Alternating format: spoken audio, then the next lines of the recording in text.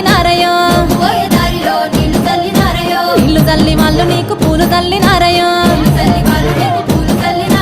ఏమి చేద్దు మల్లయ్యో ఏమి చేద్దు లింగయ్యో